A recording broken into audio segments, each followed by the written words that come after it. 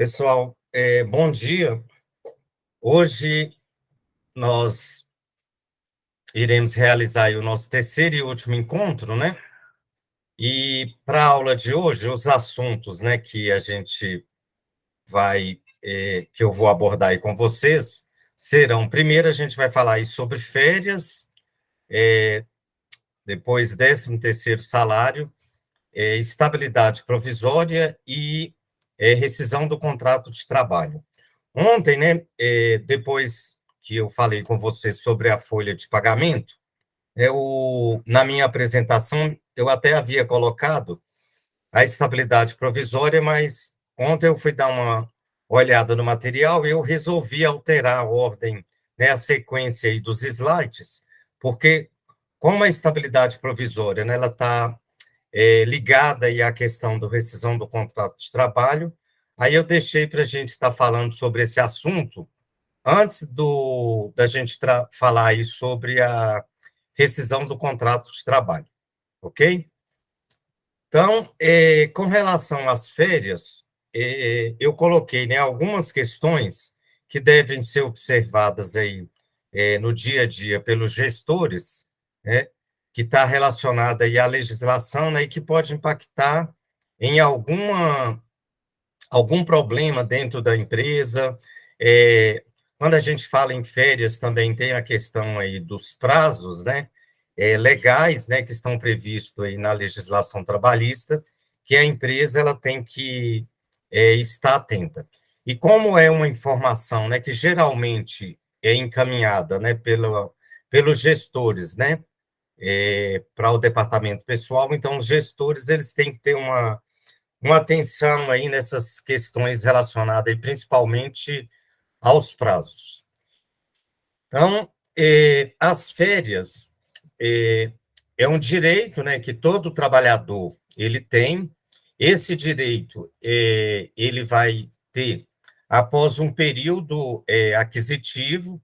Então, na legislação trabalhista, esse período aquisitivo é um período, né, de um ano que o empregado esteja trabalhando, né, que ele vem a adquirir aí o direito ao período de férias.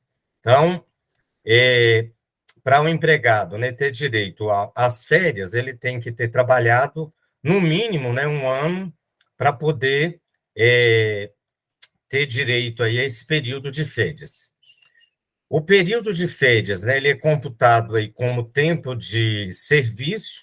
Na verdade, o empregado ele não trabalha, né, durante os dias de férias, mas aquele período ele é contado, né, para fins, né, de tempo de serviço, tanto para pagamento, né, no caso, 13º salário, que é um pagamento de um valor anual que a empresa paga aos empregados, é contado também para fins de benefícios previdenciários, né, como aposentadoria, o auxílio doença, né, quando o empregado afasta por motivo de doença.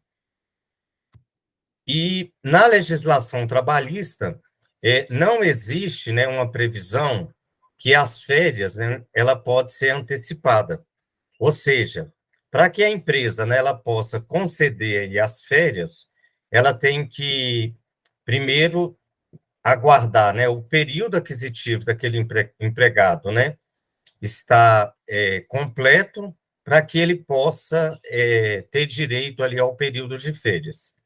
Uma única situação que esse período de férias, né, ele pode ser antecipado é quando a empresa ela vai conceder as férias coletivas. Então, geralmente, né, nesse período de final de ano, as empresas elas concedem férias coletivas, e aí quando a gente fala em férias coletiva, geralmente, né, ou é toda a empresa que vai sair de férias, ou um determinado setor, né, que vai sair de férias coletiva. E aí, nesse caso, mesmo que o empregado ele ainda não tenha, né, o período aquisitivo aí completo, a empresa ela vai ter que conceder essas férias coletivas. Então, nessa situação, né, a empresa ela antecipa, né, quita com esse empregado aquele período que ele já tem ali na empresa, referente às férias, o período aquisitivo, né, desse empregado também, ele sofre uma alteração, né? Então, vamos colocar aí que um empregado, ele entrou no mês de setembro na empresa. Em dezembro, a empresa vai conceder férias. Aí, esse empregado, né, ele vai ter direito àquele período de férias, porque, como todos os trabalhadores estão saindo de férias, ele também vai ter que utilizar aí desse benefício. Então, para esse empregado, né, que foi contratado em setembro, o período aquisitivo dele, que era setembro, passa a ser em dezembro, ok? Com relação às férias, né, lá no artigo 130 da CLT, existe, né, o, um período que o empregado ele vai ter direito às férias de acordo, né, com o número de faltas que ele teve durante o período aquisitivo. Então, ontem, né, nós vimos que quando o empregado, né, ele falta, lá na folha de pagamento, né, ele sofre o desconto referente àqueles dias faltosos. E essas faltas, né, elas são computadas aí durante o período aquisitivo, e aí sempre quando a empresa ela vai conceder as férias, ela vai verificar, né, esse número de faltas que ele teve, né, no decorrer do período aquisitivo, para verificar quantos dias que ele vai ter de direito às férias. Então, para aquele empregado, né, que teve até 5 faltas, ele vai ter direito aí aos 30 dias normais de férias.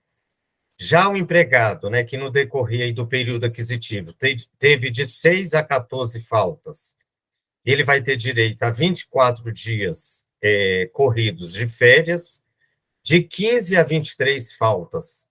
O empregado, né, ele vai ter direito a 18 dias corridos, de 24 a 32 faltas, ele vai ter direito a 12 dias corridos de férias, e para aquele empregado, né, que teve acima de 32 faltas, ele não vai ter direito ao período de férias, né?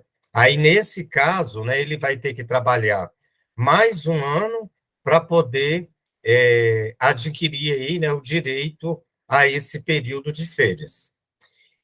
Existem algumas empresas, né, que elas não computam essas faltas, né, no momento aí do pagamento das férias, então, existem empresas que muitas vezes o empregado, ele falta, né, no decorrer do período aquisitivo, mas quando ela vai conceder as férias, ela não leva em consideração aí essas faltas, e aí acaba concedendo aí os 30 dias normais ao empregado. Com relação às férias, a concessão das férias é um direito, né, do empregador. Só um minuto. Então, a concessão aí às férias, né, quem concede as férias, de acordo com a legislação, é o empregador. Então, no caso, né, quando o empregado, né, ele tem um período de férias vencido, a empresa, né, ela tem até 11 meses subsequente ao vencimento dessas férias para poder conceder, né, as férias ao empregado. O único cuidado que a empresa ela deve ter é de não deixar, né, acumular 2 períodos de férias, ou seja, vencer 2 períodos de férias, porque de acordo, né, com a legislação, quando o empregado ele tem aí 2 períodos de férias vencido, a empresa ela vai ter que pagar as férias em dobro. Bom dia, Saulo. Bom dia, Bolivar. Tudo bem? Bom dia, professor. Tudo bem? Bom Você? dia para quem? Bom Não tem dia, nada pessoal. bem, não. O pau tá torando, viu, professor? Mas vamos lá, vamos seguir em frente. Ok. Então, continuando aí, pessoal, com a reforma trabalhista, né, houve uma alteração, né, que deve ser observado pelas empresas quando elas vão conceder aí as férias aos empregados. Então, atualmente, né, é vedado aí o início das férias, né, no período de 2 dias que antecede aí feriado ou dia de repouso semanal remunerado. Então, sempre quando a empresa, né, ela vai conceder as férias, ela tem que verificar essa questão aí desses 2 dias que antecede aí ou um feriado, né, ou o repouso semanal remunerado, que é o domingo. Atualmente, as empresas, né, com a concordância aí do empregado, elas poderão, né, dividir, né, as férias em até 3 períodos, né, e aí, quando a empresa ela vai dividir as férias em 3 períodos, o que ela tem que ter cuidado, né, que um dos períodos ele não pode ser inferior, né, a 14 dias. Então, uma empresa, por exemplo, ela não pode conceder 3 períodos de férias de 10 dias. Tá? Um deles, né, tem que ser de, no mínimo, 14 dias, e aí o restante, no caso, aí, se a empresa concede 14 dias, vão ficar, o empregado vai ficar com 16 dias de crédito. Então, a empresa pode dar mais 2 períodos, né, de 8 dias. Com relação ao empregado, né, menor, que ele é estudante, a legislação, né, ela prevê que toda vez que a empresa ela for conceder as férias ao estudante que seja menor de 18 anos, essas férias elas têm que coincidir com o período, né, de férias escolares, correto? Então, aí, nesse caso, o empregado, né, que é menor de 18 anos, ele tem o direito aí de fazer coincidir as férias, né, da empresa com as suas férias escolares.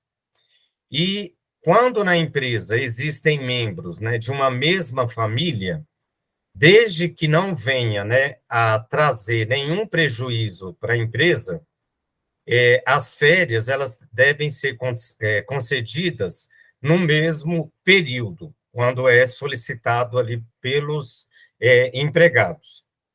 Então, por exemplo, se numa empresa, né, tem um casal, né, que trabalha na empresa, se esse casal ele trabalha, né, em setores distintos, e eles, quando forem sair de férias, eles solicitarem, né, o período de férias na mesma data, isso, né, não vai trazer nenhum prejuízo pelo fato deles trabalharem em setores diferentes, tá? Mas caso esse casal, né, eles trabalhem no mesmo setor, aí nessa situação, né, pode trazer ali algum prejuízo para a empresa, né? Então, com relação aí à mão de obra, a quantidade de pessoas, né, que estão alocadas ali naquela área. Então, aí, nesse caso, a empresa, né, não tem essa obrigatoriedade de conceder as férias para eles no mesmo período. Bom dia, Cláudio, tudo bem? Com relação, né, ao aviso, né, que é a comunicação que a empresa ela tem que dar aí ao... Estou atrasado um pouquinho aí, porque nós estamos com uns probleminhas aqui, mas eu acho que vai dar para acompanhar. Ah, tá ok. Tá joia. Com relação ao aviso, né, a empresa ela tem que comunicar ao empregado, né, sobre as férias com 30 dias, né, antes, né, do início aí das férias. Essa comunicação, inclusive, ela tem que ser realizada aí por escrito. Em algumas empresas, elas utilizam, né, uma marcação anual, né, geralmente aí nessa marcação anual, quando a empresa ela faz essa previsão, né, antecipadamente, ela já está comunicando ali um empregado. Mas mesmo quando existe essa comunicação antecipada, o ideal, né, que a empresa ela comunique também um mês antes da data da saída do empregado, tá? Por quê? Porque pode acontecer da empresa, né, ela fazer ali uma previsão no início do ano, e no decorrer do ano, essa previsão, né, ela sofreu alguma alteração, né, por questões administrativas ali na empresa.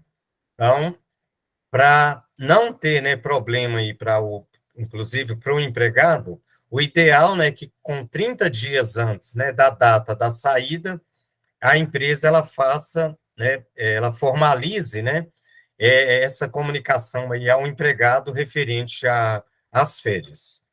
Com relação à comunicação, vocês sabem por qual motivo que existe essa obrigatoriedade aí na legislação?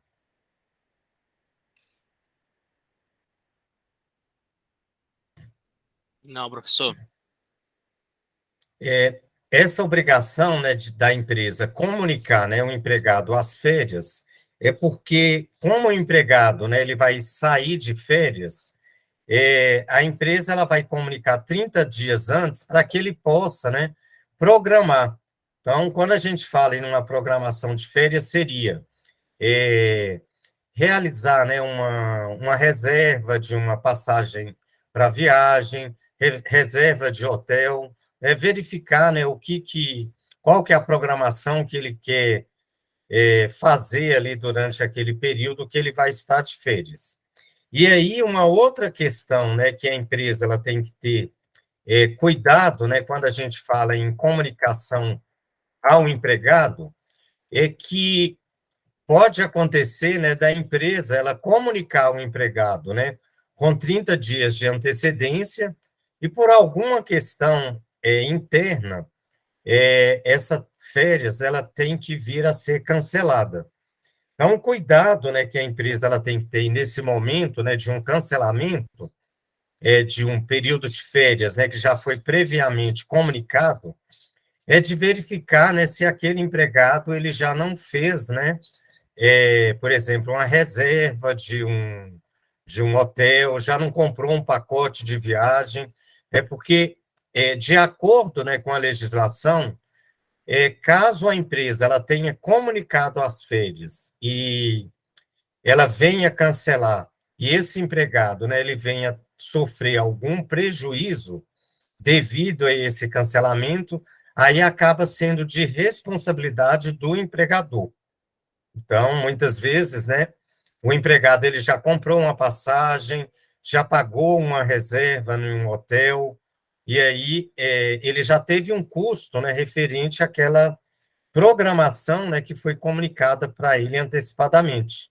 E aí, para que ele não tenha esse prejuízo, né, a empresa ela tem que arcar aí com esse prejuízo aí do empregado. E com relação, né, ao pagamento aí das férias, a empresa, né, ela tem até 2 dias úteis antes do início das férias para realizar esse pagamento aí ao empregado. Com relação às férias, né, existe também aí o abono pecuniário, né? O abono pecuniário Professor, Oi. licença, antes de você falar do abono, Hum. queria que você dissesse um pouquinho para a gente aqui, em relação ao descumprimento, né? Caso a gente não cumpra a comunicação por 30 dias, caso a gente cancele em cima da hora, qual o impacto que a empresa pode sofrer? Olha só, Laila.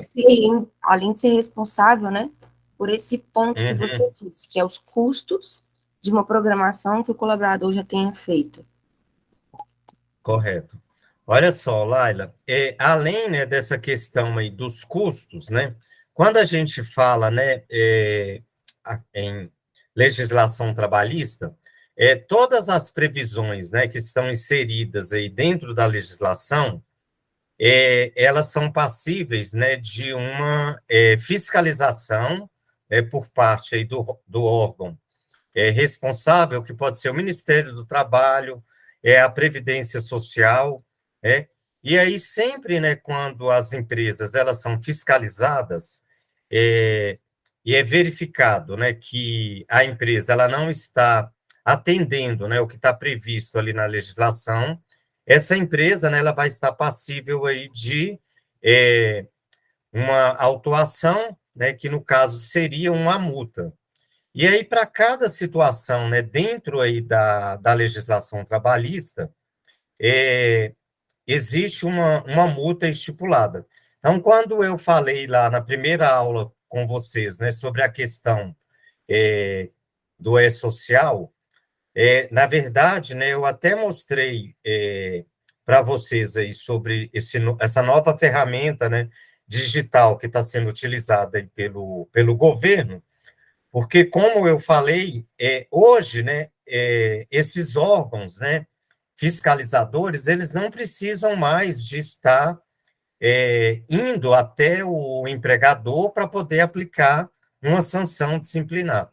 Então, através aí do próprio E-Social, né, o Ministério do Trabalho, a Receita Federal, a Previdência Social, ela consegue, né, monitorar, né, esses empregadores, e eles conseguem verificar, né, quais são essas empresas que não estão atendendo, né, ao que está previsto aí na legislação. E aí, necessariamente, eles não precisam ir fisicamente até a empresa para verificar se ela está cumprindo, né, o que é definido aí na legislação trabalhista. E aí a empresa ela pode receber essa notificação também online, né? Da mesma maneira que hoje, né, as empresas enviam essas informações online, ela pode também ser atuada de forma online. E aí, no caso, né, das férias, quando a empresa, né, ela não comunica essas férias ao empregado aí, dentro aí dos prazos de 30 dias, existe, né, uma multa que a empresa ela pode pagar nessa situação, correto? Tanto a comunicação como também o prazo, né, de pagamento. Então, e a outra questão, quando a gente fala também de uma fiscalização, né, essa fiscalização ela pode ocorrer também através, né, de uma denúncia do próprio empregado, ou seja, aí eu comuniquei a um empregado que a partir do dia 1º de janeiro ele vai sair de férias. E aí essa comunicação ela não foi realizada dentro do prazo, né, dos 30 dias. Eu comuniquei para ele no dia 20 de dezembro. Então, esse empregado ele não teve um tempo, né, hábil para poder realizar a programação das férias. Então, o próprio empregado ele pode realizar essa denúncia. Existem os canais, né, aí desses órgãos que recebem essas denúncias, inclusive, de maneira anônima. O empregado ele nem precisa se identificar. E uma outra maneira também, né, da empresa ser denunciada é através aí dos sindicatos. Então, geralmente, né, os sindicatos, eles monitoram as empresas, e aí, quando eles verificam, né, que eles estão recebendo muitas reclamações referente a determinada situação na empresa, aí eles acionam, né, o Ministério do Trabalho, a Previdência Social, para realizar ali uma fiscalização física, né, naquela empresa. Ok? Ok, professor. Eu perguntei só para ficar claro para todas as lideranças aqui, os riscos que a gente corre, né, quando a gente não cumpre esses prazos. Obrigada, viu? Correto. E aí, depois, se você quiser, eu posso estar te encaminhando também uma planilha que ela tem os valores, né, dessas multas, até para vocês terem uma ideia aí de questão de custo, né, quando tem aí uma infração, porque como são, para cada tipo de infração, existe, né, um valor determinado, eu não sei te informar, né, de forma correta qual seria, né, esse valor no motivo aqui da falta da comunicação. Mas para cada situação, né, existe, né, um valor, né, que é aplicado ali para a empresa. algumas delas, né, referente, né, o valor é aplicado em cima de cada empregado, né, que foi prejudicado ali naquela situação, e outras, né, um valor total pela falta cometida ali pela empresa. Ok? Ótimo. Professor, eu gostaria sim, tá? Que você compartilhasse com a gente essa tabela. E a partir de hoje, toda vez que a gente descumprir um prazo, a gente vai mostrar essa multinha aí. Tá, ok. Obrigada. Eu vou anotar aqui para estar encaminhando para vocês. Então, dando continuidade aí, o empregado, né, ele tem direito, né, ao abono pecuniário. O abono pecuniário, quando o empregado, ele pode converter até um terço, né, do período que ele tem de direito de férias em dinheiro. Então, na legislação trabalhista, né, é utilizado aí o termo abono pecuniário, mas na prática, né, esse abono pecuniário é quando, na verdade, o empregado, né, ele vende um terço do período de férias. Então, se o empregado, né, ele tem direito aí a 30 dias de férias, ele pode vender até 10 dias desse período, né? E aí, lembrando também, né, que o máximo que o empregado ele pode vender de férias são aí esse um terço, né? É comum a gente verificar, né, que existem empresas que elas compram até o período completo ali do empregado, mas de acordo com a legislação, a empresa ela não pode comprar o período total, né? Até pela questão aí do direito, né, que está assegurado aí através aí da legislação.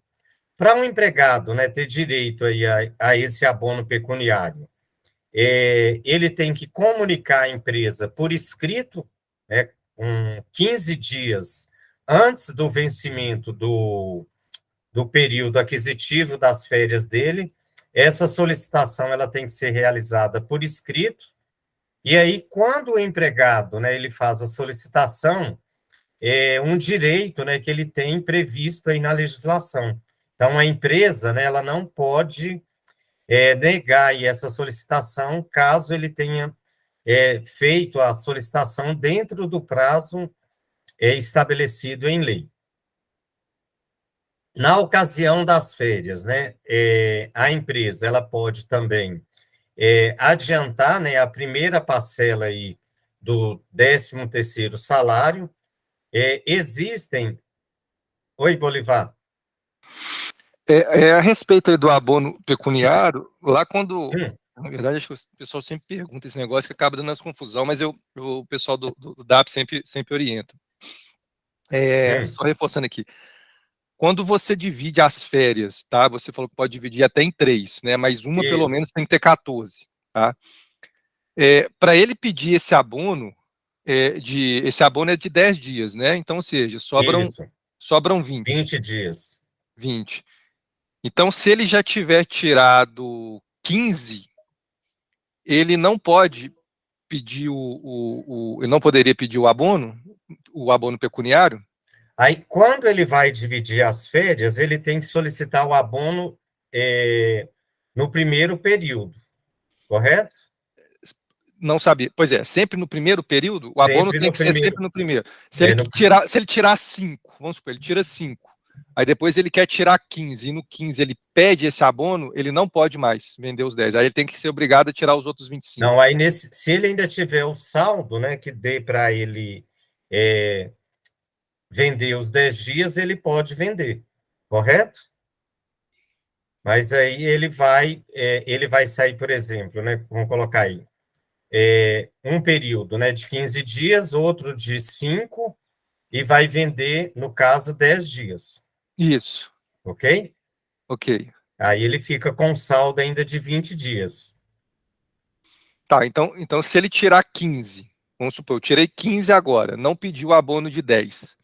Aí, sei lá, daqui 6 meses, eu vou fazer o seguinte, ao invés de eu tirar 15, eu vou tirar só 5 e vou pedir o abono de 10. Isso Isso pode ser feito? Uhum. Agora, lembrando, né, que para ele solicitar esse abono, de acordo com a lei, esse pedido ele tem que ser realizado 15 dias antes do vencimento do período aquisitivo. Então, se você, por exemplo, já tirou, né, os 15 dias e ficou 15, nesse segundo período, provavelmente você não vai ter mais o direito, porque as suas férias ela já venceu lá antecipadamente, anteriormente. Entendeu? Tá, então se ela. Então, tá, isso é um detalhe que eu não sabia. Então, se ela já tiver vencida, eu só posso pedir esses 10 dias na primeira? Por exemplo, se já venceu e eu vou pedir ali, e na primeira vez que eu vou pedir férias, eu vou fazer o seguinte: ó, eu falo, eu quero 5 dias de férias, 10 de abono e vou deixar 15 de saldo aí. Isso pode? Sim. Aí o que você tem que observar?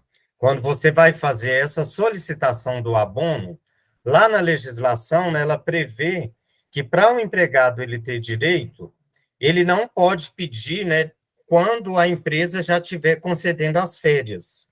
Ele vai ter que fazer essa solicitação 15 dias antes de vencer o período aquisitivo. Vamos colocar aí, ó, que o meu período aquisitivo é do dia 1º do 10, tá?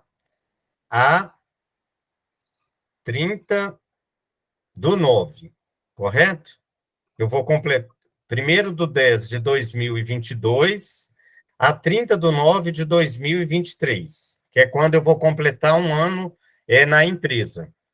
Então, no dia 15 de setembro é o prazo máximo que eu tenho para solicitar o abono pecuniário. Entendeu? Se eu deixar vencer o período aquisitivo e fizer essa solicitação, por exemplo, no dia 1º de outubro, vamos colocar que as minhas férias estão programadas para novembro de 2023. Se eu fizer essa solicitação no decorrer do mês de outubro, de acordo com a legislação, a empresa ela não está obrigada a aceitar. Existem empresas, né, que não seguem muito e arriscam esse prazo, elas acabam aceitando ali aquela solicitação. Mas caso a empresa, né, ela não queira comprar ali aquele período, ela está dentro ali do que prevê ali a legislação. Ela não precisa aceitar aí esse pedido aí desse empregado. Ok? Perfeito.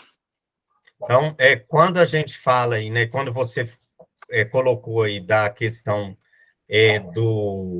de fazer essa solicitação posteriormente, aí, na verdade, você vai ter que fazer essa solicitação no momento, né, do primeiro período, quando você divide aí as férias, né, em 3 períodos, ok?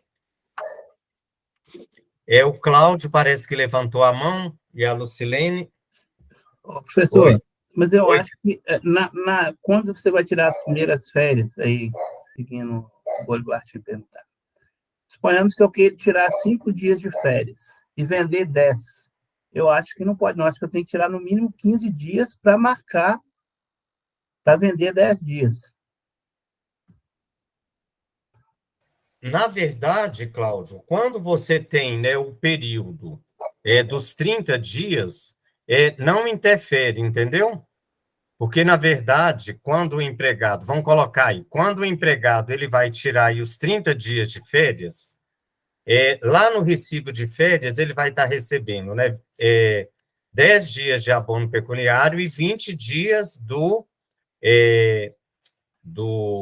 período, né, que ele vai sair de férias, correto?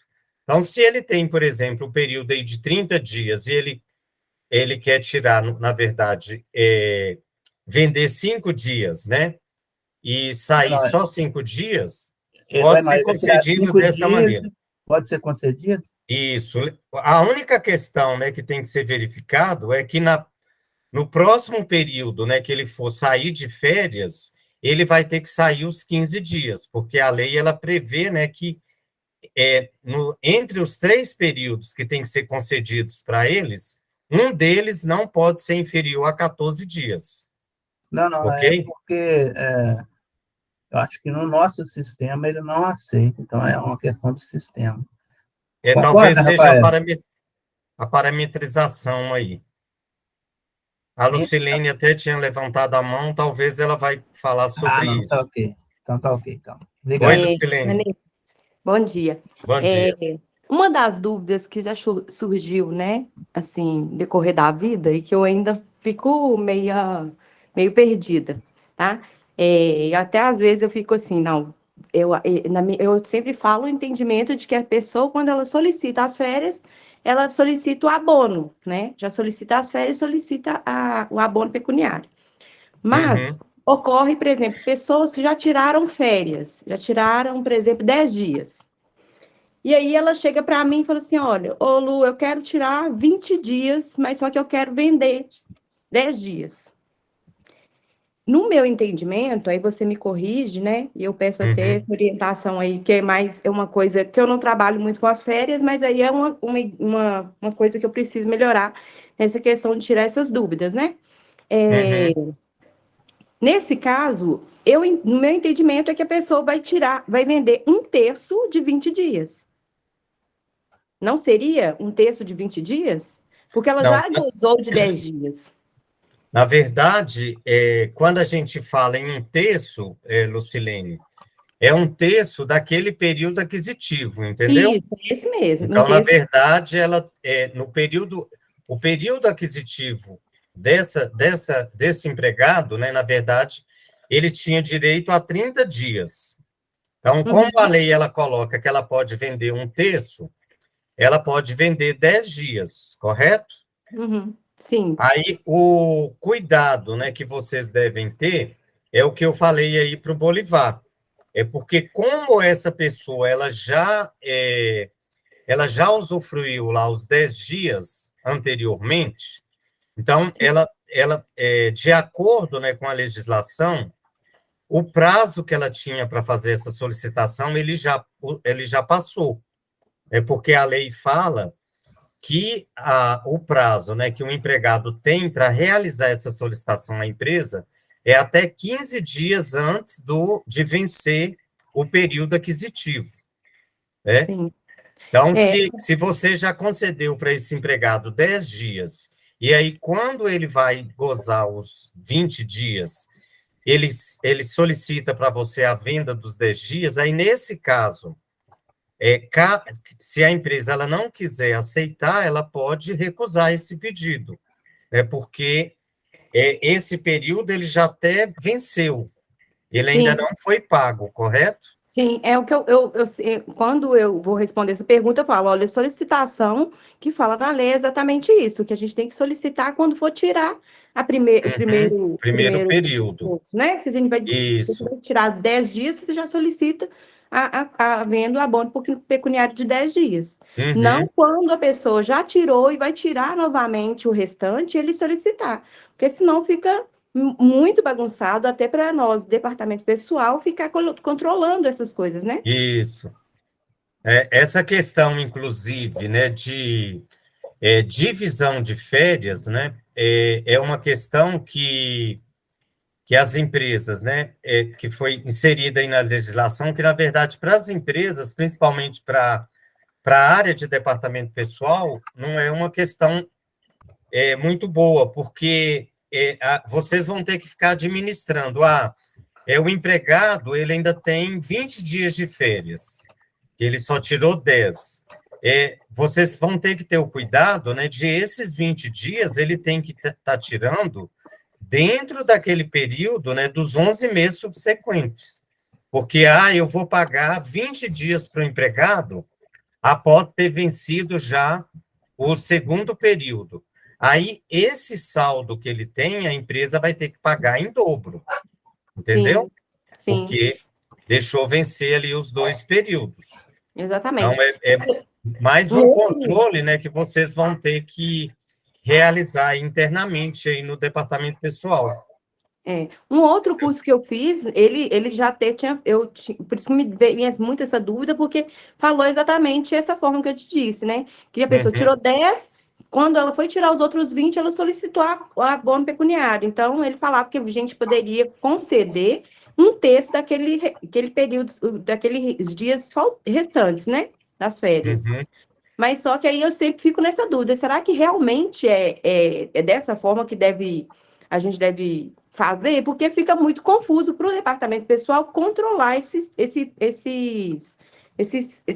terço, esse abono, né? Que a pessoa vai pedir pecado. É isso mesmo. Obrigada, viu? Nada. Oi, Rafaela. Oi, Vanei, só completando sua fala, né?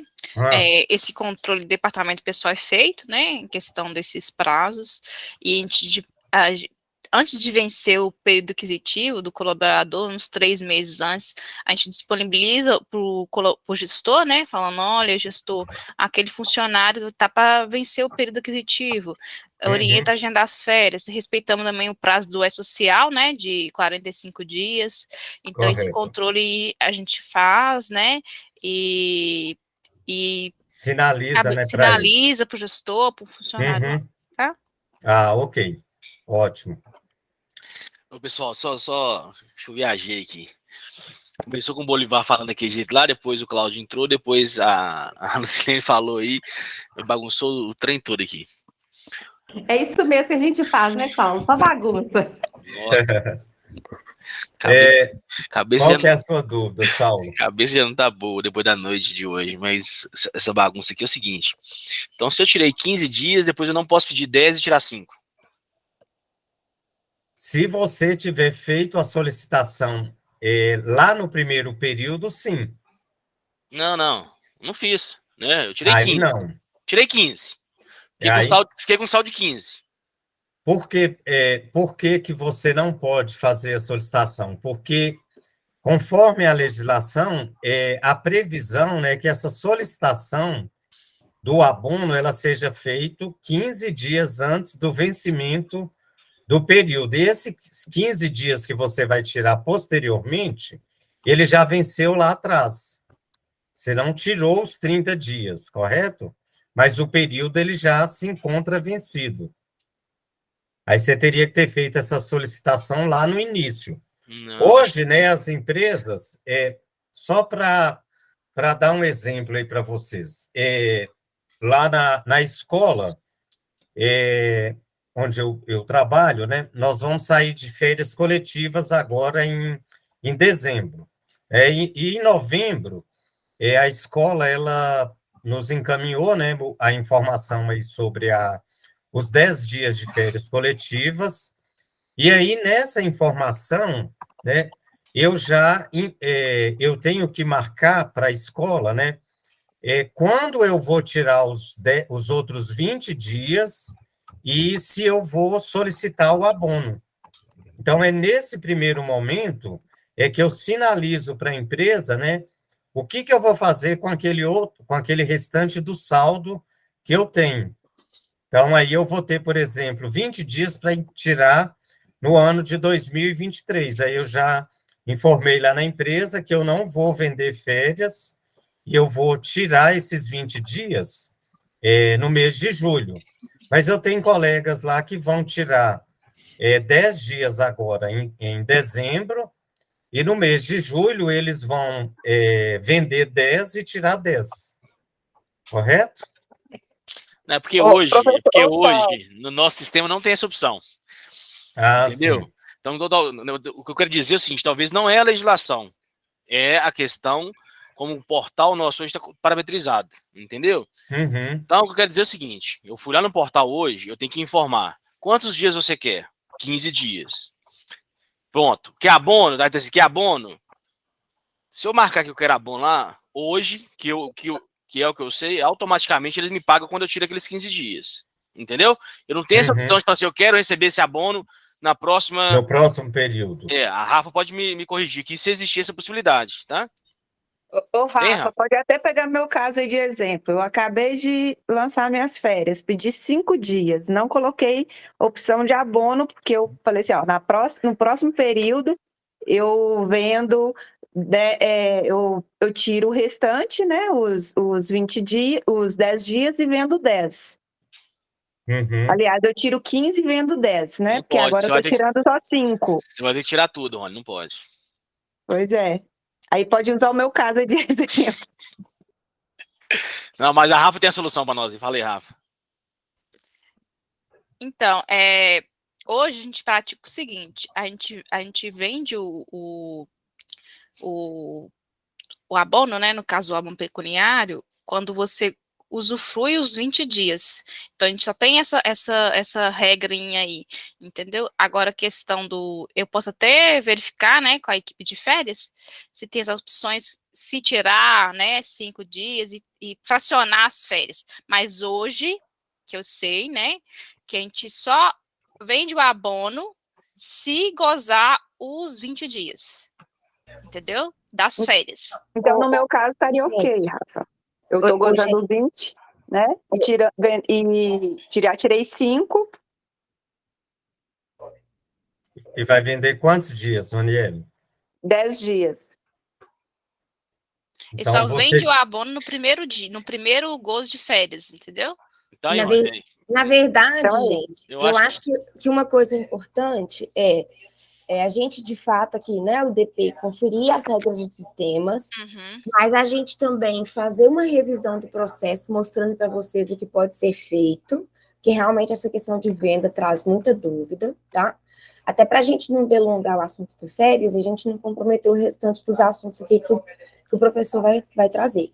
Mas uma coisa que eu queria chamar a atenção a vocês é o seguinte: o nosso costume não é agendar as férias com antecedência.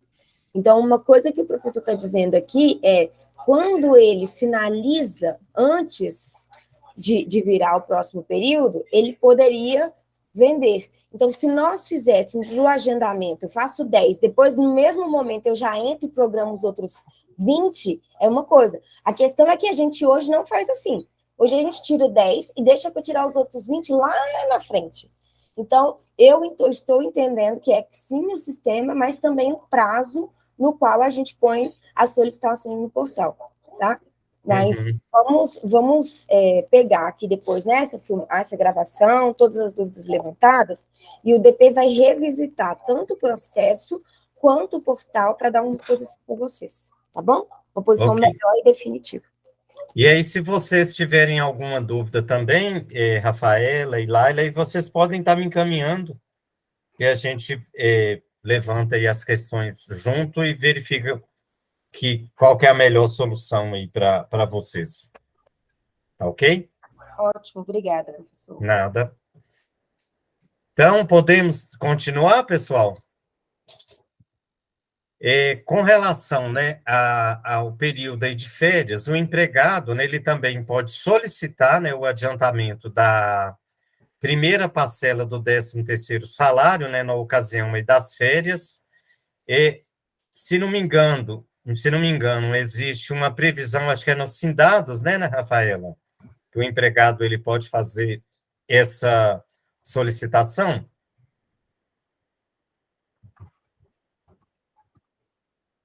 Acho que o seu microfone está fechado. Como, professor, repete, por gentileza, não escutei. Nos Sindados é que existe uma cláusula que fala da solicitação e do adiantamento do 13º no período aí de férias? O professor, não me recordo, mas eu posso dar uma olhadinha sim, tá?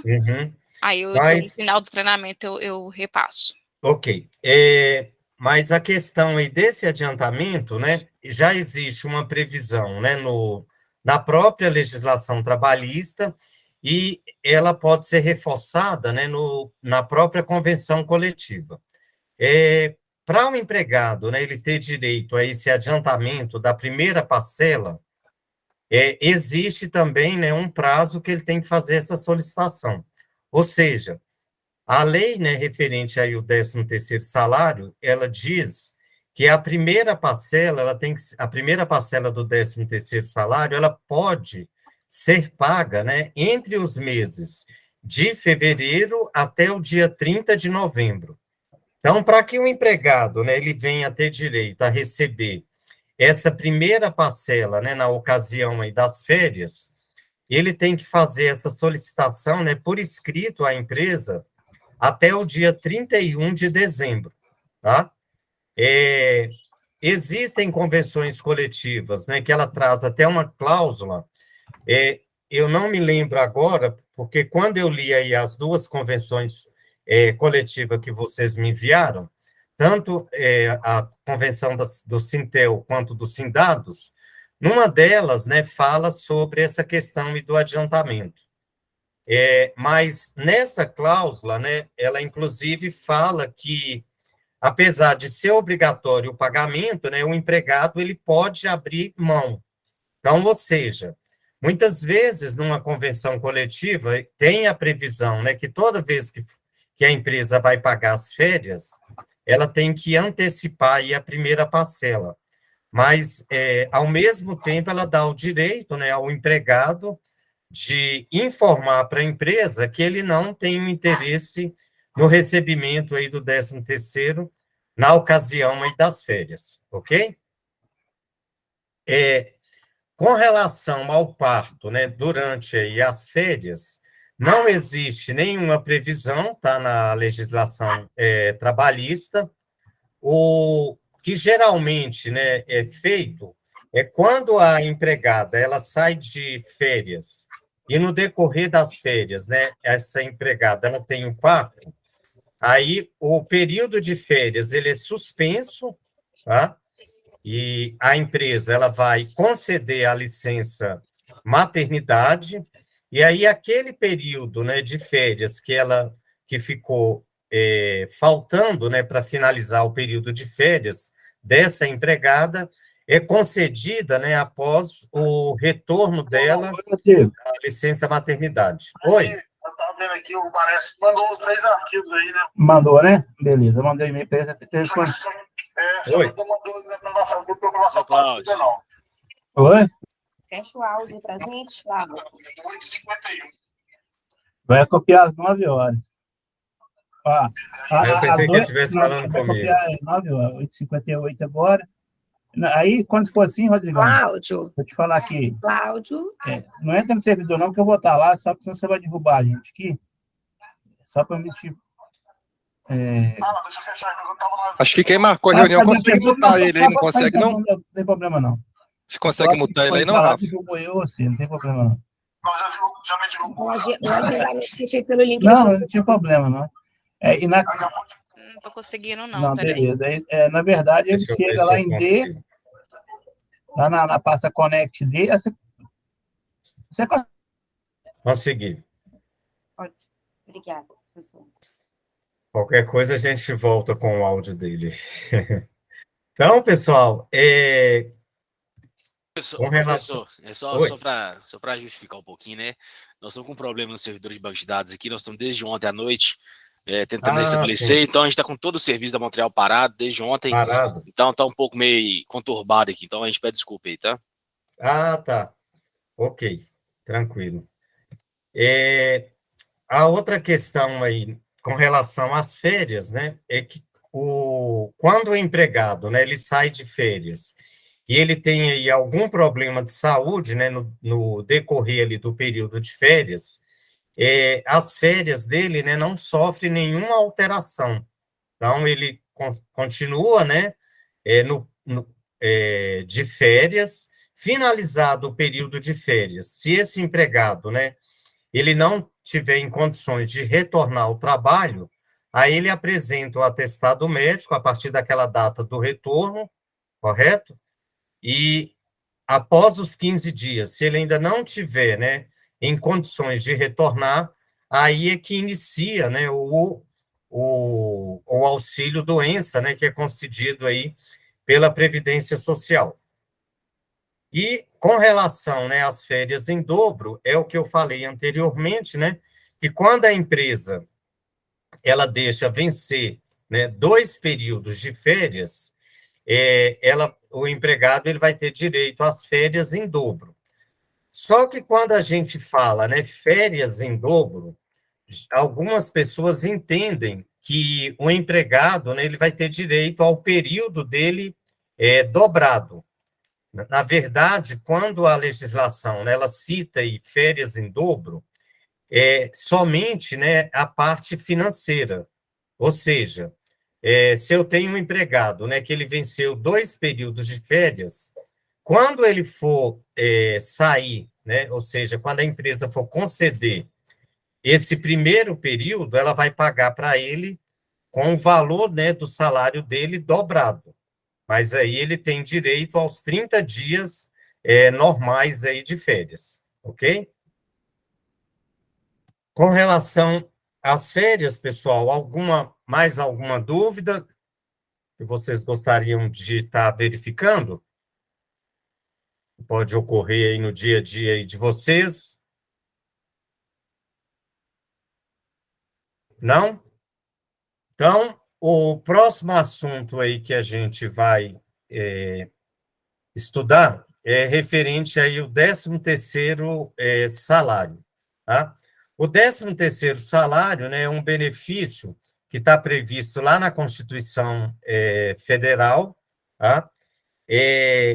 E é um benefício, né, que, de acordo com o próprio nome, que todo trabalhador, né, que é contratado aí através do regime da CLT, ele tem direito, né, a um salário a mais no decorrer aí do ano.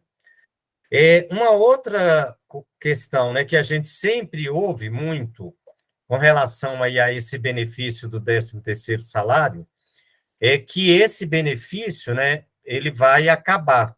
Então, quando fala, né, que o governo ele vai acabar aí com o benefício do 13º salário, é um benefício que, para ser extinto, né, é bem difícil, porque a previsão dele, inicialmente, ela está lá na Constituição Federal.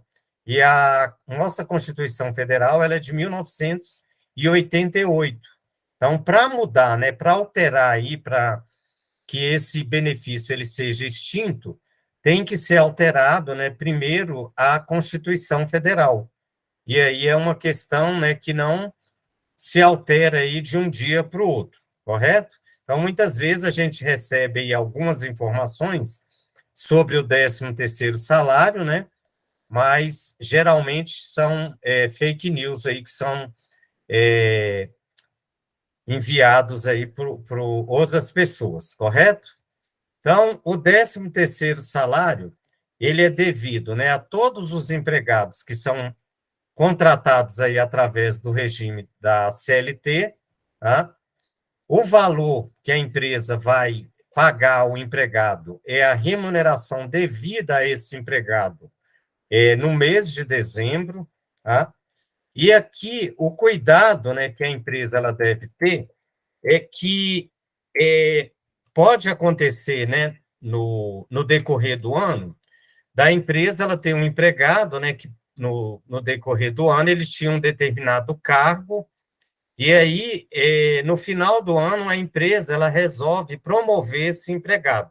Então, vamos colocar aí que eu tenho um empregado que em janeiro, né, ele tinha um salário contratual de R$ 3.000. E em novembro, a empresa ela resolve, né, promover esse empregado para um novo cargo. Aí, nesse caso, né, o empregado ele vai ter direito ao 13º salário em cima desse novo salário a partir do mês de novembro, tá? Então, nessa situação, não é feito, né, uma proporcionalidade. É sempre pago, né, em cima do salário atual da empresa.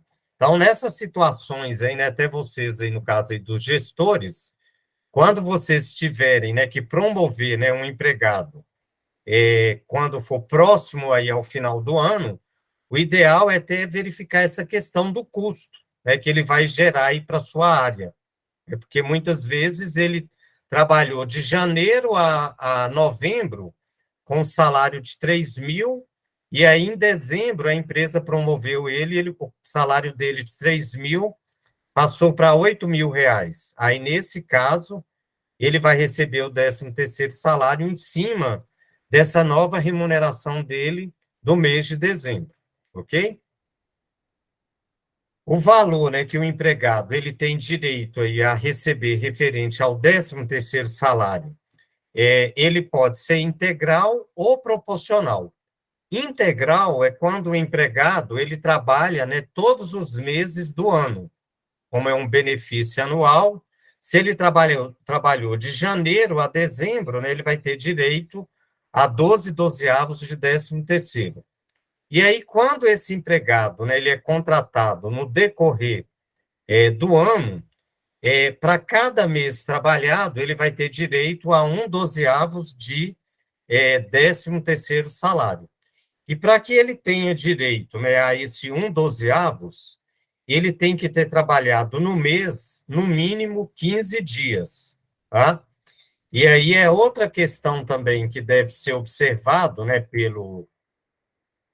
no momento aí da contratação. Então, vamos colocar em um mês de 31 dias. Vou colocar aí o mês, por exemplo, de outubro. Outubro, né, tem 31 dias. Se eu contrato, por exemplo, um empregado no dia 16 de outubro, esse empregado, né, ele ainda vai ter direito a 1 dozeavos referente a outubro. Porque quando eu faço a contagem, né, do dia 16 até o dia 31 de outubro, vão dar exatamente 15 dias trabalhado no mês. Então, o ideal, né, é que eu aguarde, né, para contratar esse empregado, ao invés de contratá-lo no dia 16 de outubro, eu vou fazer a contratação dele no dia 17, né, porque é 1 dozeavos a menos, né, que eu vou estar deixando de pagar esse trabalhador, né, pelo fato de ter esperado um dia para realizar aí essa contratação. E aí, quando a gente fala, né, em custos referente a 1 dozeavos,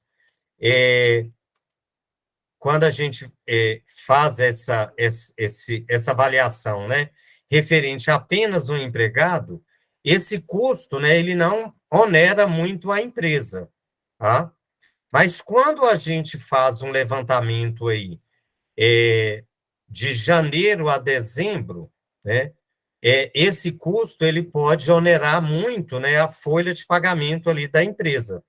Então, essas questões, né, da contratação, é bom ser observado, né, porque muitas vezes eu estou contratando um empregado hoje e se eu deixar para realizar essa contratação no dia de amanhã, eu já tenho, né, uma redução no custo referente a 1 dozeavos referente ao 13º salário dele, né? E aí, geralmente, né, existem empresas que elas têm até o período, né, para realização aí de contratação, exatamente, né, pensando aí nessa questão aí dos custos que essa contratação ela pode trazer aí para a empresa, ok? Com relação ao 13º salário, né, a quantidade de parcelas, né, que a empresa paga são 2 parcelas, né, a data de pagamento,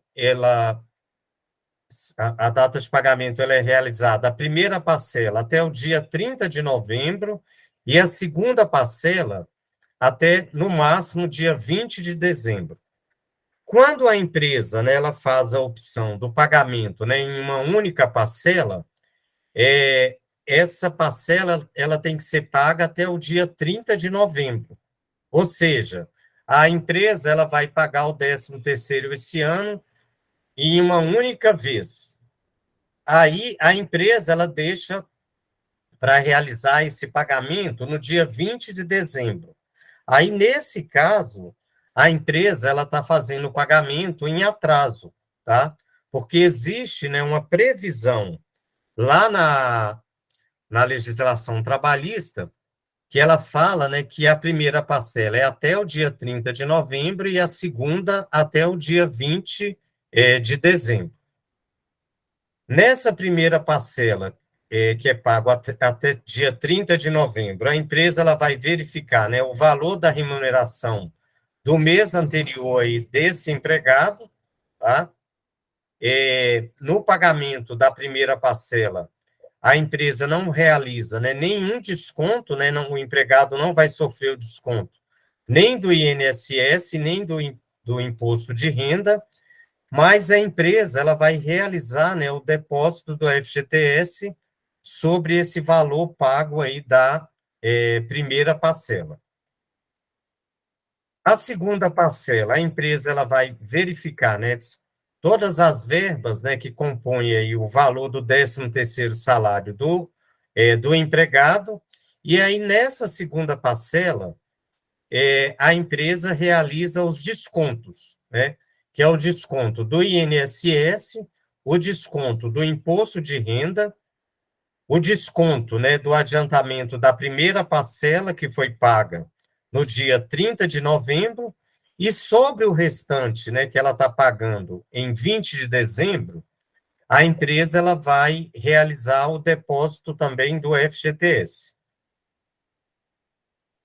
Na legislação, existe também a previsão, tá, do pagamento aí da terceira parcela do 13º salário. Essa terceira parcela, né, ela só é devida para aqueles empregados que têm salário variável. E aí, o que seria o salário variável? É aquele empregado, né, que recebe comissão e hora extra. E aí, nessas situações, como a empresa, né, ela não consegue, por exemplo, fechar uma comissão do mês de dezembro até o dia 20, ou não tem ali apurado as horas extras, né, que esse empregado ele realizou no mês de dezembro, aí a empresa, né, ela tem que pagar essa terceira parcela, que de acordo com a legislação trabalhista, ela pode ser paga até o dia 10 de janeiro do ano seguinte, tá? E aí, sobre essa terceira parcela, né, que é a diferença que a empresa vai verificar, que tem que ser acertada aí com esses empregados, né, que recebem salário variável, aí ela vai descontar o INSS e o imposto de renda.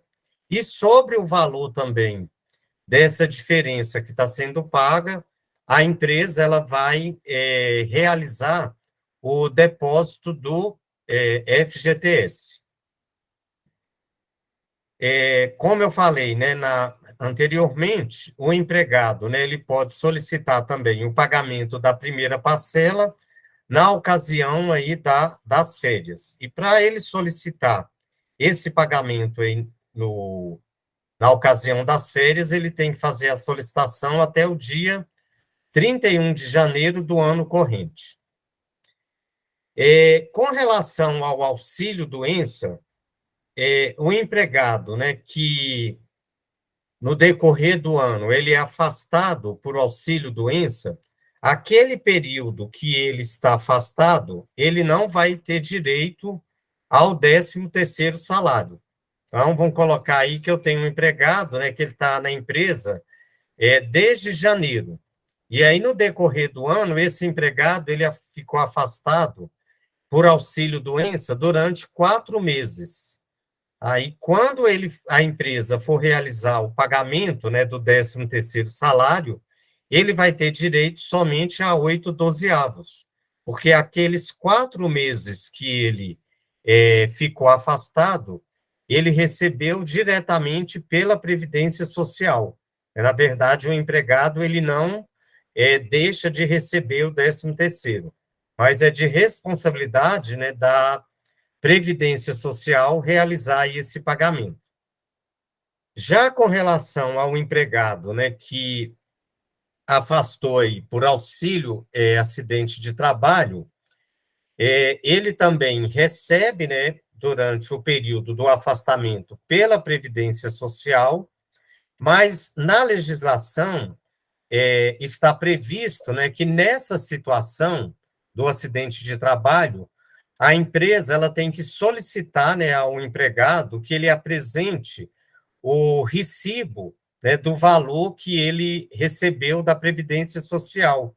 E aí a empresa ela vai fazer a complementação, tá? Porque nessas situações aqui, tanto de auxílio-doença como auxílio de acidente de trabalho, né, quando o empregado ele afasta, ele não recebe, né, o mesmo valor do salário que ele tem na empresa. Né? A Previdência Social, eles pagam em torno de 70% do salário contratual do empregado. Então, se eu tenho um empregado, por exemplo, que ele recebe aí um valor de R$ 3.000 por mês, caso, né, ele venha a ser afastado, ele vai receber de benefício em torno de R$ 2.100.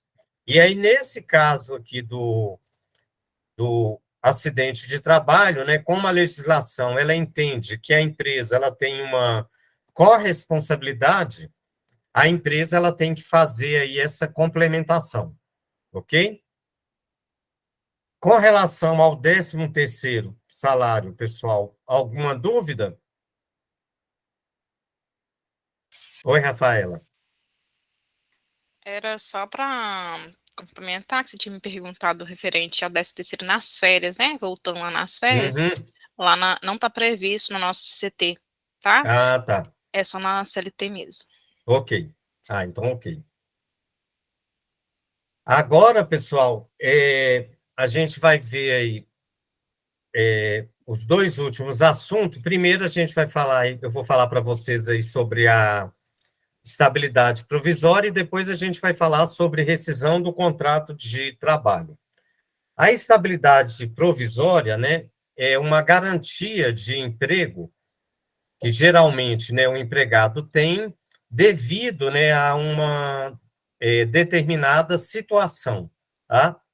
Essa estabilidade provisória, né, ela tem uma previsão, né, inicialmente lá na CLT, mas existem também, né, convenções coletivas que ela traz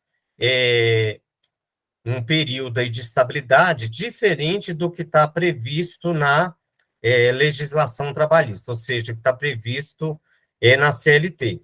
E aí, como a convenção coletiva, né, ela sobrepõe aí a CLT, a gente sempre tem que acompanhar o que está previsto, né, lá na convenção coletiva da categoria. Então, com relação à convenção coletiva aí do Sintel, referente à estabilidade provisória, o que prevê, né, na convenção coletiva dessa categoria, com relação aí à gestante, né, é que ela tenha assegurado o emprego, né, a partir aí da comprovação da gravidez e até 120 dias após o parto, tá?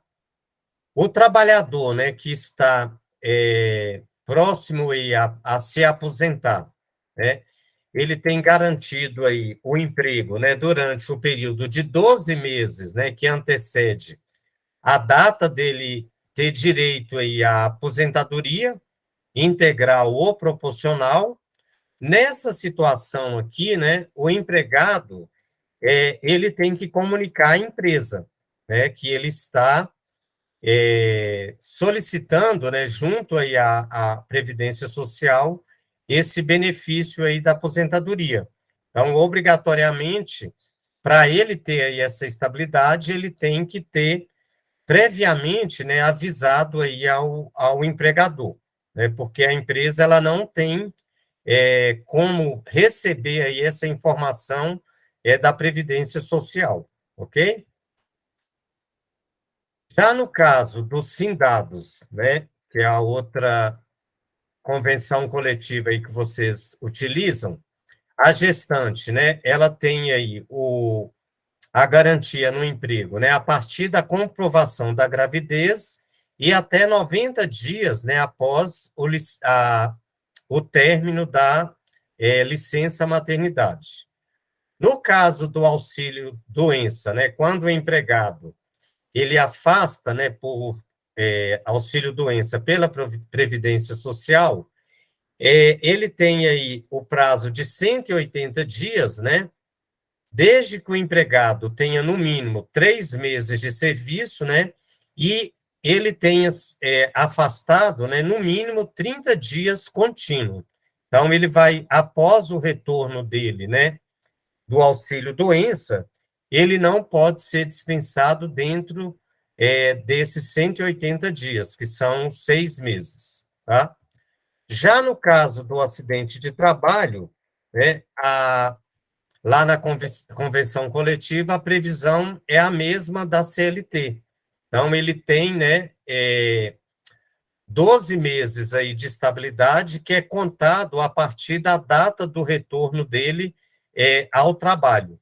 Então, quando o empregado, né, ele afasta por acidente de trabalho, a partir da data que ele retorna ao trabalho, ele tem 1 ano, né, de estabilidade no emprego.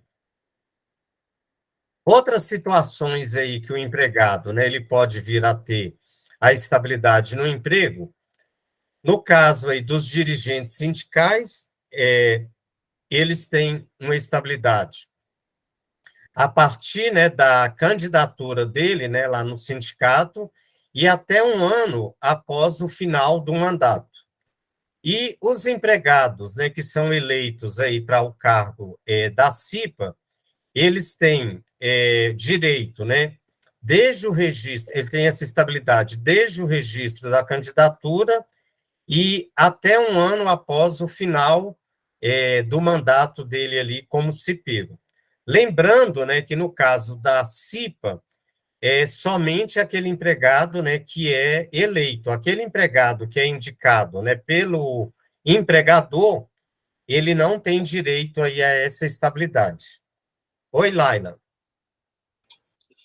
Professor, Oi. em relação a essa estabilidade da CIPA, ela é indenizável, correto?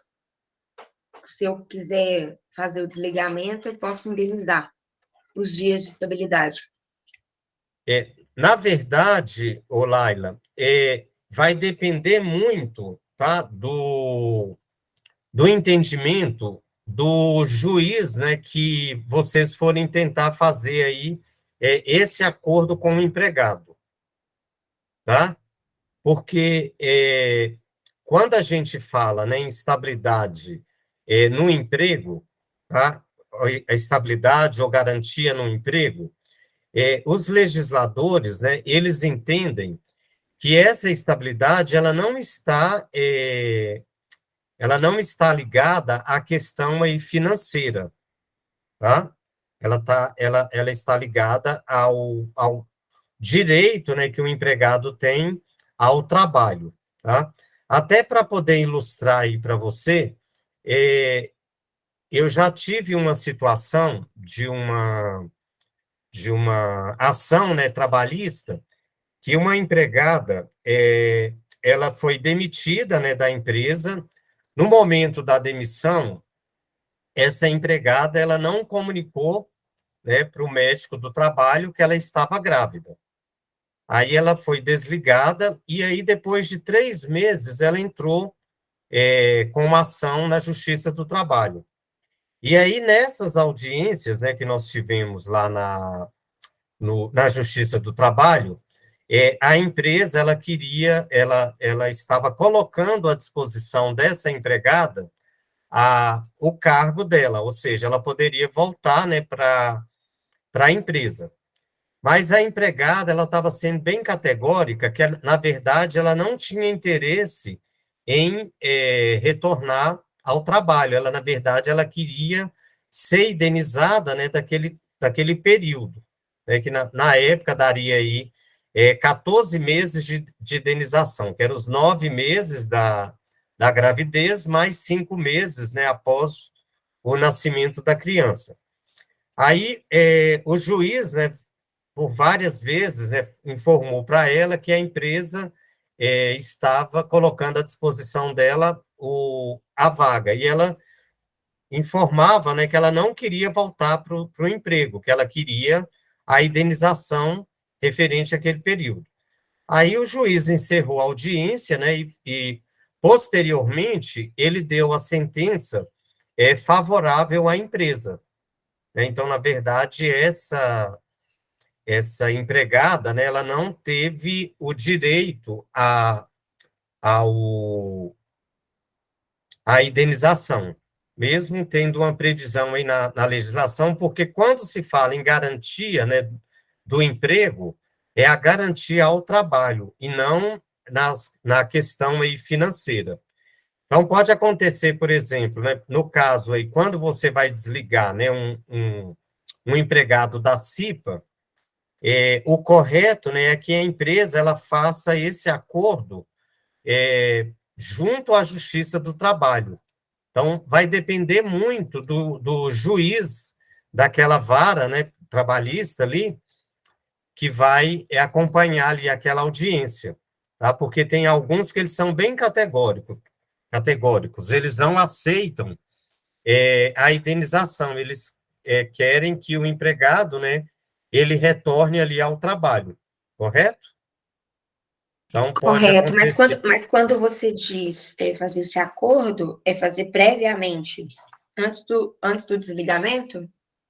E, na verdade, você vai solicitar, né, ao seu jurídico que ele entre, né, com a ação lá na Justiça do Trabalho, correto?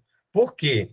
Para você não correr o risco de fazer a demissão do empregado, pagar para ele ali aquele período que ele tinha de estabilidade, e aí depois esse empregado, ele ajuiza uma outra ação lá na Justiça do Trabalho, e aí você vai ter que pagar 2 vezes, entendeu? Entendi. Então, na verdade, a gente mesmo pede antes, né?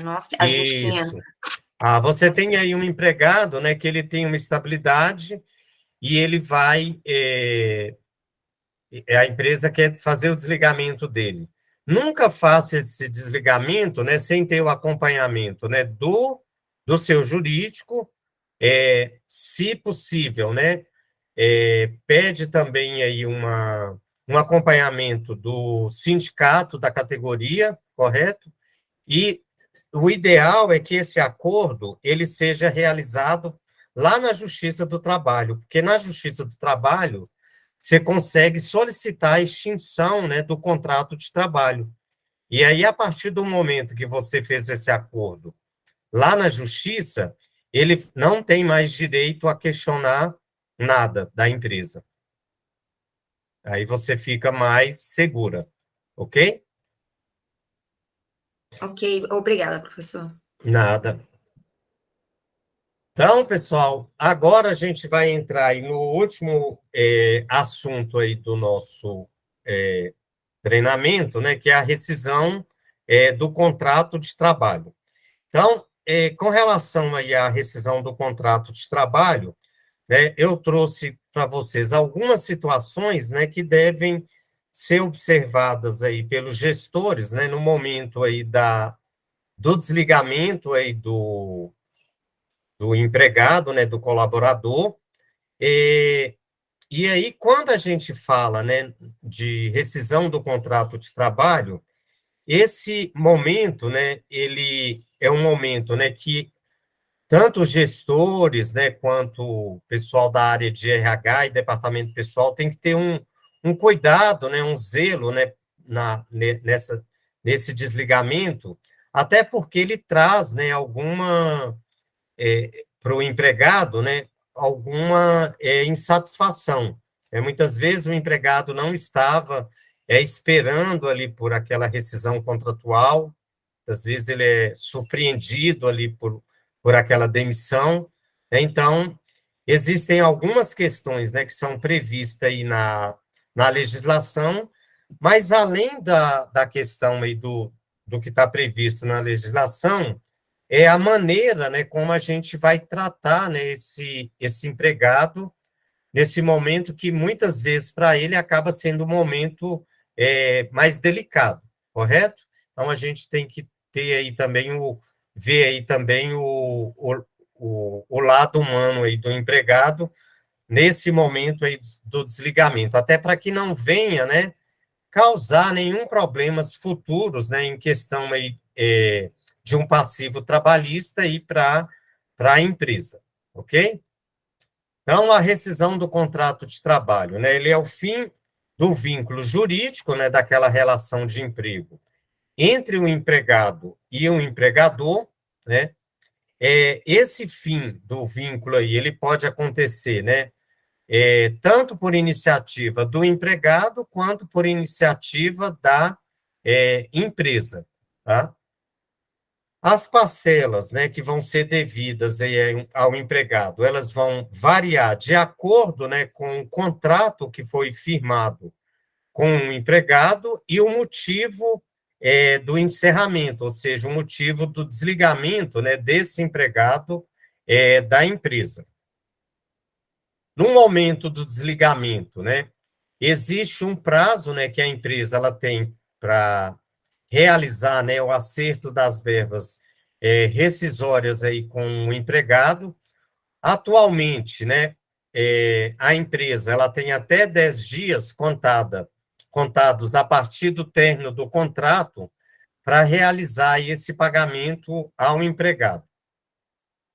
Quando a empresa, né, ela não tem todas as informações, né, que compõem a rescisão contratual, ela pode realizar, né, uma quitação parcial, né, e posteriormente ela vai fazer uma rescisão complementar para pagar algum valor, né, que ficou sem acertar ali com aquele empregado. Então, geralmente, o empregado que recebe comissão, o empregado que realiza horas extras, muitas vezes a empresa ela não consegue apurar essas informações dentro aí desse prazo. Então, ela faz essa quitação parcial e, posteriormente, ela faz uma rescisão complementar, né, para não ter que realizar o pagamento aí da multa, né, do artigo 477, que corresponde ao salário aí do empregado. Dos tipos de rescisão, né, que pode acontecer é a rescisão aí por justa causa, tá?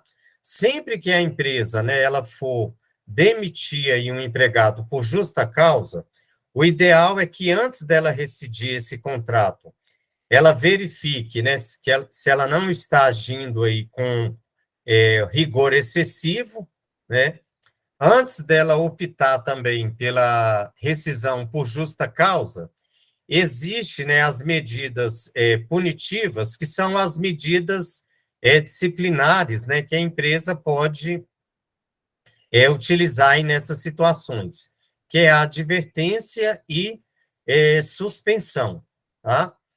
E aí, o que a legislação ela fala aí sobre essas medidas disciplinares, né? A empresa, né, ela tem o direito, né, de aplicar essas penalidades para aqueles empregados, né, que não cumprirem com as obrigações que estão previstas dentro ali daquele contrato de trabalho, né? Na verdade, essas medidas elas são aplicadas aí visando, né, a manutenção da ordem e da disciplina no local, né, de trabalho, né? Mas esse poder, né, ele tem limitações, ou seja, a empresa ela tem que estar atenta aí ao que está previsto na legislação, onde ela vai aplicar, né, sanções justas e proporcionais às faltas que são cometidas aí pelos empregados. Dentro aí da legislação trabalhista, as penalidades, né, que a empresa pode aplicar são as advertências, suspensões, né, e dispensa por justa causa. Na legislação não é estabelecido, né, a quantidade, né, de advertências ou de suspensões, né, que a empresa deve aplicar para caracterizar aí a justa causa. Então, é muito comum, né, a empresa perguntar né, quantas advertências que eu tenho que aplicar para poder mandar um empregado embora por justa causa, tá? Então, lá dentro da legislação não existe, né, esse quantitativo. Então, vai depender muito da falta que o empregado cometeu, né? Tem que ser verificado se nessa falta que o empregado cometeu, se é cabível, né, uma advertência, ou se nessa situação o empregado, né, ele pode ser demitido já de imediato. Então, a orientação é sempre, né, que quando a empresa ela for utilizar aí dessas medidas disciplinares, que ela tenha, né, um apoio do jurídico, tá? Não só na questão, né, da advertência, quanto também quando ela for demitir por justa causa, tá? Por quê? Porque quando o empregado, né, ele é demitido por justa causa, geralmente esse empregado ele vai buscar, né, a Justiça do Trabalho para tentar converter aquela demissão por justa causa numa demissão sem justa causa, tá? Então, o ideal é que o jurídico ele esteja acompanhando, até para que ele saiba, né, do histórico daquele empregado. E aí, no momento, né, que o jurídico ele for fazer a defesa da empresa, ele esteja, né, com todas as informações, né, para que ele faça uma defesa onde a empresa ela vai ter um retorno ali positivo, ok? Então, o ideal é que sempre tenha aí o acompanhamento do jurídico, né? Através, né, da advertência, o empregado, né, ele vai estar ciente, né, de alguma reiteração que ele vai ter referente ali a um comportamento faltoso, né, e que caso ele continue, né, com aquele comportamento, inclusive ele pode trazer, né, uma rescisão por justa causa do seu contrato de trabalho. Então, é muito comum a empresa, né, no momento que ela adverte um empregado, esse empregado, ele muda, né, a postura dele de maneira, né, radical. Muitas vezes, o empregado, ele está tendo ali uma postura que ele não tem ali uma ciência, né?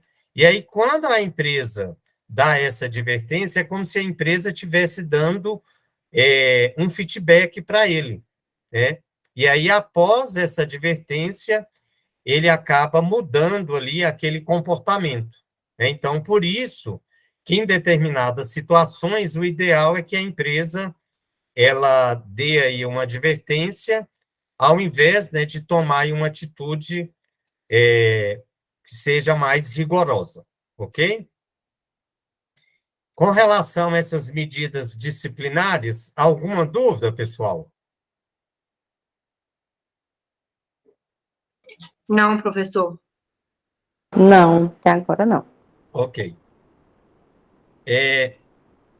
Através da suspensão, né, o empregado ele vai perder aí o direito ao salário, né, e a outros benefícios que são concedidos a ele durante aquele período, tá? E com relação à suspensão, o que a empresa ela tem que estar atenta, né, que ela nunca pode suspender, né, um empregado por um período superior a 30 dias, né, sob pena, né, dela sofrer aí uma rescisão indireta, tá?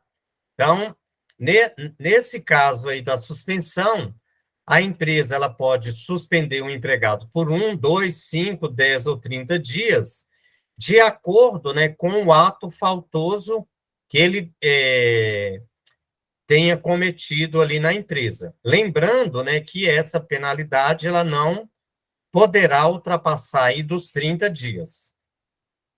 E agora a gente vai ver aí quais são os motivos, né, que a empresa ela pode demitir o empregado aí por justa causa. Quando a gente fala em justa causa, lá na legislação existe aí o princípio da imediatidade, que a lei ela define, né, que sempre quando a empresa ela vai demitir o empregado por justa causa, essa demissão ela tem que ser realizada de imediato. Ou seja, o empregado ele cometeu uma falta hoje. A empresa ela não deu a justa causa de imediato.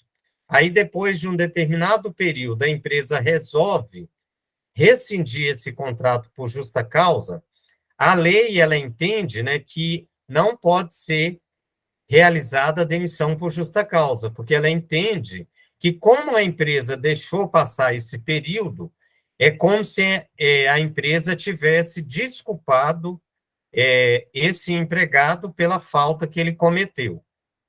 Existem, né, algumas situações que existe a abertura aí de uma sindicância, ou seja, a empresa, né, ela não consegue definir, né, de imediato, ela vai ter que fazer um levantamento, e aí pode ser que demore aí por um determinado período, tá? E no caso, né, do empregado, né, que tenha uma estabilidade no emprego, obrigatoriamente, né, essa rescisão, ela só pode ser feita, né, através aí do inquérito judicial. E aí, nesse caso, a empresa ela vai ter que contar, né, com o auxílio aí do departamento jurídico. Quais são as faltas, né, que o empregado ele pode cometer que pode gerar aí, né, uma falta grave e, consequentemente, a justa causa? Essas faltas, né, elas estão previstas lá no artigo 482 da CLT, e são essas faltas aqui, ó. A primeira, o ato de improbidade, né, desonestidade ou fraude, que o empregado venha cometer contra a empresa ou terceiros, né, colegas de trabalho. A incontinência de conduta, que é a linguagem, né, inadequado ali no ambiente de trabalho, ou mau procedimento, que é um comportamento inadequado também dentro ali das atividades, né, profissionais. A negociação habitual, né, que sem a permissão aí do empregador. Essa negociação habitual, né, quando o empregado ele vende, né, algum tipo de produto na empresa. Existem empresas, né, que até autorizam, mas elas autorizam que eles realizem essa atividade fora do horário de trabalho, correto? No caso da condenação criminal do empregado, né, passando em julgado, caso não tenha, né, a suspensão aí da pena, durante o período ali do processo, né, o contrato desse empregado ele vai ser suspenso, né, e depois de ele ter sido julgado, caso ele seja condenado, a empresa ela pode demitir esse empregado por justa causa. Desídia, né, no desempenho aí das funções, como preguiça, desleixo e negligência, a embriaguez habitual ou em serviço. No caso aqui da embriaguez, apesar, né, dela ainda estar inserida lá no artigo 482, existem legisladores, tá, que eles não aceitam a embriaguez como motivo de desligamento por justa causa. Tá? Geralmente, os legisladores eles orientam, né, as empresas que, ao invés de dispensar o empregado por justa causa, né, que ele encaminhe esse empregado para o tratamento.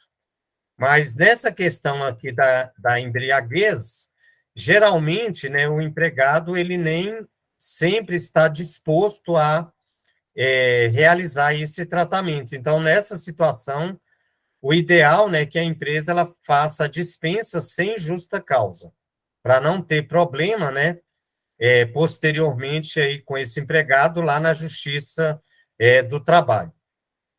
A outra falta, né, que o empregado pode vir a cometer é a violação de segredos, né, da empresa, onde ele vai repassar essa informação para outras pessoas ou até mesmo para concorrentes, né, daquele ramo ali de atividade. o ato de indisciplina ou de insubordinação, né? A insubordinação, ela está relacionada aí a uma desobediência de uma ordem específica. Então, é aquela ordem, né, que é dada por um gestor. Já a indisciplina é uma ordem genérica, é quando o empregado, né, ele deixa de seguir uma ordem que é dada de forma geral para todos os empregados da empresa. Geralmente, né, são aquelas informações, né, que vêm no manual ali do empregado. O abandono de emprego, né, no caso do abandono de emprego, para a empresa dispensar e por justa causa, somente após os 30 dias, né, de abandono. E um outro motivo é o ato lesivo da honra, né, ofensas físicas contra pessoas, empregador e superiores hierárquicos, exceto, né, no caso aí de legítima defesa. E aí, na CLT, constitui também causa, né, para dispensa, né, por justa causa, quando o empregado ele pratica, né, algum ato atentório à segurança nacional. E na reforma trabalhista foi incluído também mais essa falta, né? Quando o empregado ele perde a habilitação, né, que ele necessita para exercer a profissão, né, em decorrência de uma conduta dolosa, a empresa ela pode demitir esse empregado, né, por justa causa. Então, um exemplo, há um empregado, né, que trabalha como motorista, ele vai precisar da CNH. Se ele perde essa CNH, a empresa ela pode fazer a dispensa desse empregado por justa causa, porque ele não vai poder exercer, né, essa função sem essa habilitação. Da mesma maneira, né, que existe, né, as faltas que são cometidas pelo empregado, lá no artigo 483 existe também as faltas que podem ser cometidas pelo empregador, né, que pode gerar aí a rescisão indireta. No caso, né, da rescisão indireta, é um tipo de rescisão, né, que o empregado ele tem que entrar com ação na Justiça do Trabalho, correto? E aí a empresa ela vai ser convocada aí para audiência, tá? Quais são as faltas que a empresa ela pode cometer aí numa relação aí contratual? Primeiro, quando forem exigidos, né, serviços superiores às suas forças, defesos por lei ou contrários aos bons costumes, ou alheios ali àquele contrato de trabalho que foi realizado com o empregado.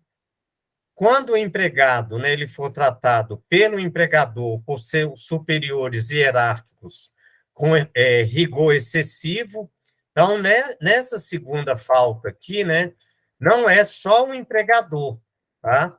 Então, por exemplo, um gestor, né, que trata o empregado, né, de forma com rigor excessivo, utilizando aí palavras de baixo calão, a empresa, né, ela pode estar recebendo ali uma rescisão indireta, porque esse gestor, né, ele responde também pela empresa, ok?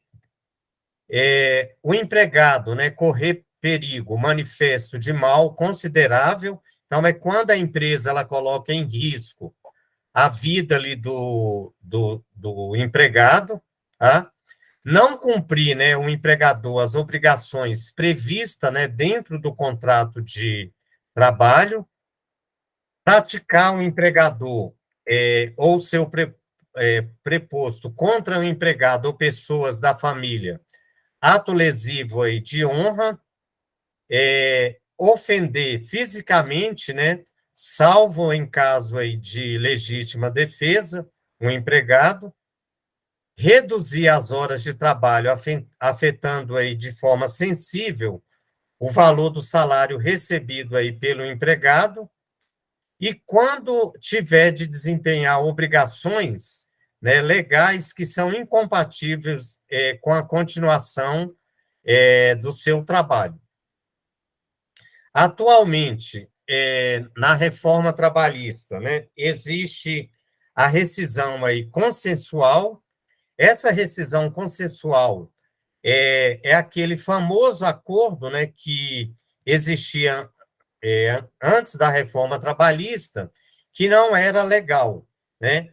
Então, atualmente, né, o contrato de trabalho ele pode ser extinto através de um acordo aí entre as partes, e aí nessa situação, as verbas, né, que são devidas aí ao empregado são pela metade, né, o aviso prévio, se ele foi indenizado, e a indenização, né, sobre o saldo do FGTS também é só pela metade, ou seja, somente 20%. O empregado ele vai receber as demais verbas trabalhistas integralmente, tá?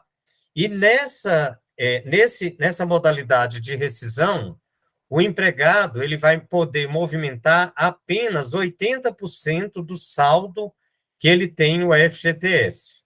E nessa modalidade, né, o empregado ele não tem direito ao seguro-desemprego, ok? Por ter sido, né, uma rescisão por acordo entre ambas as partes. Com relação ao aviso prévio, né, no caso aí da rescisão contratual, o aviso prévio, né, a duração dele é de 30 dias, né, de acordo com o que está previsto lá na legislação, mas atualmente existe, né, o aviso prévio proporcional, que é para aqueles casos, né, que o empregado ele é demitido sem justa causa. Então, a cada ano trabalhado, né, esse empregado ele tem direito a 3 dias a mais de aviso prévio. No aviso prévio, quando o empregado, né, ele é demitido, ele tem direito a uma redução na sua jornada de trabalho, e aí ele pode optar em sair 2 horas mais cedo ou 7 dias antes, tá? E o aviso prévio, né, ele pode ser indenizado, né, quando a empresa manda o empregado embora e não quer que ele cumpra o aviso, a empresa ela vai indenizar esse empregado aí do período do aviso. E em contrapartida, né, quando o empregado ele pede demissão e ele não vai cumprir o aviso prévio, a empresa também tem o direito, né, de descontar desse empregado o período dos 30 dias do aviso prévio. E aqui eu coloquei, né, a tabela que ela mostra para a gente, né, o período aí do aviso prévio proporcional. Então, a cada ano trabalhado, né, um empregado ele vai ter direito a 3 dias a mais de direito aí ao aviso prévio. Lembrando, pessoal, que esse aviso prévio proporcional é só quando o empregado, né, ele é demitido sem justa causa. Quando ele pede demissão, o aviso, né, é somente de 30 dias, ok?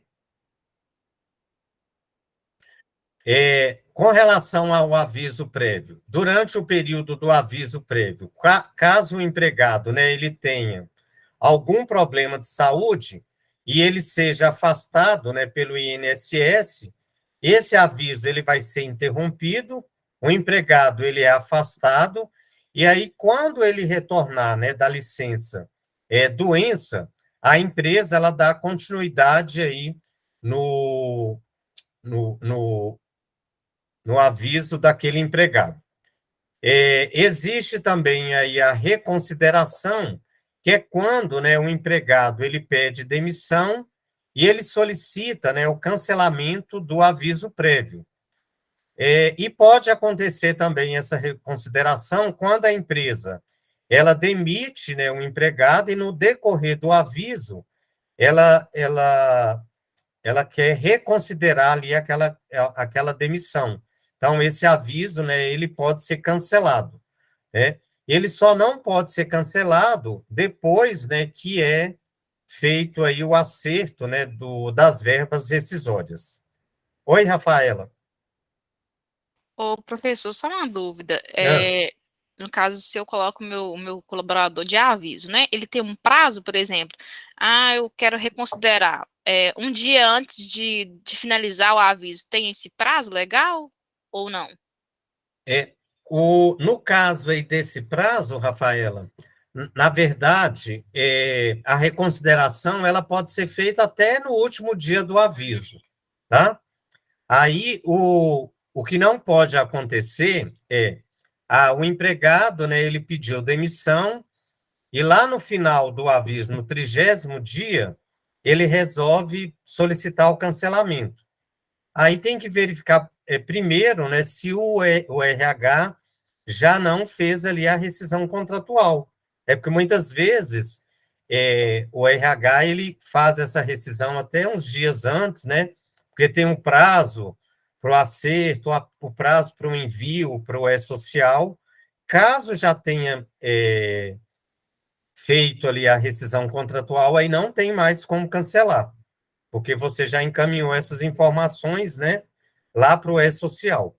Mas se não tiver realizado, aí pode ser cancelado. Aí a empresa vai solicitar, né, a via do empregado, né, para ela poder fazer o cancelamento e aquele contrato ele continua vigorando normalmente. Ok?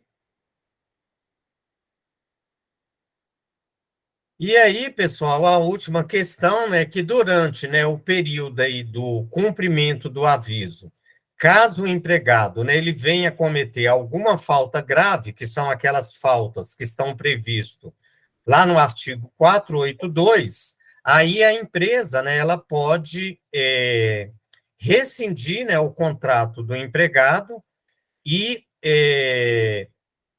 demitir esse empregado.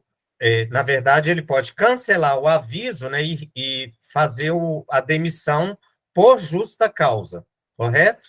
Então, aí, ao invés dele ser demitido sem justa causa, como ele cometeu uma falta grave ali naquele período, né, a empresa vai reverter para uma rescisão por justa causa, ok? Então, esse era o nosso último assunto.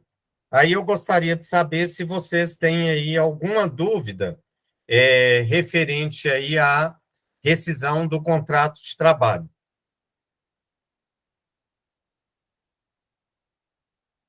Dúvidas? Não, para mim está ok. Tranquilo? Então, pessoal, eu vou depois estar encaminhando para a Renata, ou talvez até para a Rafaela, um link, tá? Que é um link de uma avaliação de satisfação referente aí ao curso. Aí, Rafaela, se você puder pedir para que eles respondam, até para eu ter um feedback, né, de como que foi aí o treinamento, e quando você me encaminhar os nomes aí dos participantes, eu vou elaborar o certificado, e eu gostaria de verificar com você o seguinte: você quer que eu encaminhe esse certificado para você ou posso estar encaminhando para o e-mail de cada um? O que fica melhor para você? Pode encaminhar para mim que eu direciono para os gestores, o que for melhor para você, tá? Ok. Hoje ainda a gente vai disponibilizar os e-mails e os nomes para os certificados, tá bom? Ok. Então, eu agradeço aí, pessoal, a participação de vocês. E aí, qualquer dúvida, né, que vocês tiverem aí posteriormente, vocês podem estar entrando em contato que eu dou aí um retorno aí para vocês, ok? A Rafaela, ela tem o meu contato, o meu e-mail. Qualquer dúvida, vocês podem ficar bem à vontade, ok? Professor, Obrigadão, muito obrigada, viu? Obrigada, Obrigado Ivanei. vocês. Vamos para vocês. Tchau, pessoal. Tchau, tchau. Bom dia aí para Bom vocês e dia. até mais.